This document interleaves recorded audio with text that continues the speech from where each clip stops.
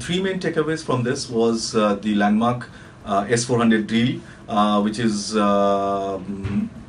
the S400 system, which has proved itself in the in the Syrian theater, is one of the best in that category, and would be a best deterrence along the India's contentious borders with both Pakistan and China.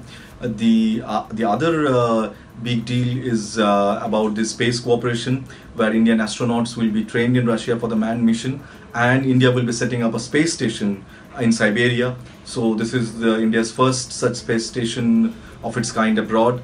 And the third, I would say, was an interesting MOU in the field of civil nuclear energy, as the two countries have now decided to go beyond the South Asia for a third country partnership, where they're looking at West Asia, Africa and Latin America, and this includes even joint nuclear power station cooperation. So the S400 has finally been signed, a big thing. It's a big deal for India and Russia on two counts. One is on the technology front. The S400 is a great system. It gives India the ability to take down enemy aircraft and missiles at a range of over 350 kilometers. It's a tremendous new capability which will really help us in covering air defense gaps on both the Chinese and the Pakistani border. Second reason why it is important is because of the India-Russia relationship. Over the past few years, India has been seen to be drifting more towards the West. We have been relying on Russian platforms in the past, but Russian deals have started coming down. In fact, the last big deal that India had with Russia was for Sukhoi fighter jets, but that was signed in the late 90s. So after the Sukhoi jet deal, this is perhaps the biggest deal that India has signed with Russia. So on the strategic front, it's a big thing. On the technology front, the S400 is a good system to have. The Air Force is happy. It will help plug not only air defense gaps, but also will make up for some of the fighters that are in short supply to us. Because remember, with this S400 in the air or in the vicinity, the ability of enemy fighters of Pakistan and China to operate is restricted. So we will require lesser number of fighters on our side to counter them. This is the quick takeaway on the S400.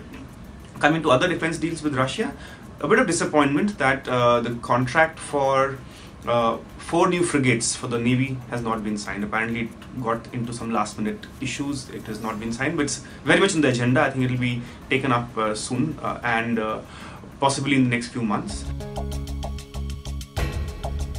The 19th edition of India-Russia annual summit in Delhi had a lot of global significance beyond the signing of the S400, which is one of the world's best missile defense system.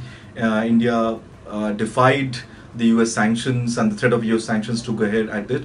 But beyond that, there is a big picture which emerged from this summit, which is about the emphasis of non-interference in international politics by various countries, and the message was clear to which it was aimed at.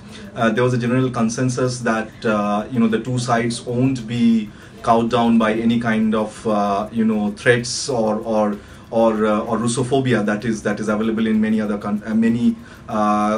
certain parts of the world.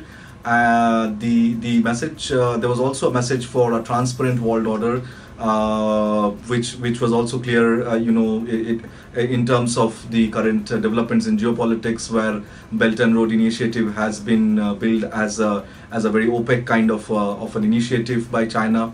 So there were many subtle messages, and the aim of this summit, beyond the bilateral deliverables, was to give a sense of